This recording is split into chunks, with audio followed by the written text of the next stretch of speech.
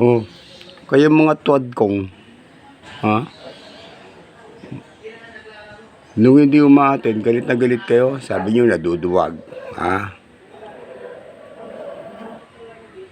Ngayon, nung aattend, o ano ngayon ginagawa nyo? Popospon ninyo, kasi ninenervyos kayo. Kasi yung mga ginagawa nyo, puro lang haka-haka, gawa-gawang ebidensya. Kung naniniwala kayo sa sinasabi nyo na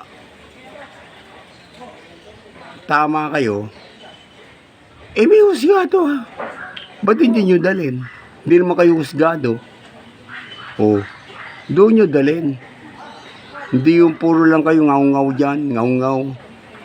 O, ninenervyos naman kayo, natatakot naman kayo. Mga kulokoy kayo, mga katuwad kong kayo eh. Pag nakuha nila si Garma, papaaminin nila yung dadalhin yun sa Senado. Dapat kayo, imbitahan kayo sa Senado eh. Dahil yung mga nalalaman nyo, hindi nalalaman ng mga witness. Pinipilit yung sabihin ng witness yung mga gusto nyo. Hindi nga alam nila eh. Kayo nakakaalam kasi kayong gumagawa ng mga kung ano-anong ebidensya. Kahit wala naman kayong malinaw na ebidensya. Kung tunay kayong mga kongresista, dalhin nyo sa husgado. Kayong lahat nasa kuwagkong, ha? Kayo mismo maging witness. Ha? Kayo magsampa ng kaso.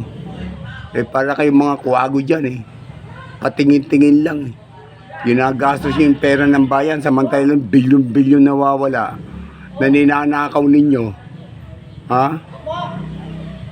Hindi nyo pa na ibabalik. Kailangan ibalik nyo lahat yan, mga pera na yan.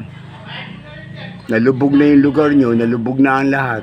Wala pa kayong naitutulong sa taong bayan. Puro lang kayo nakaw. Puro lang kayo nakaw. Yan ang imbestigahan, yung mga pagnanakaw nyo.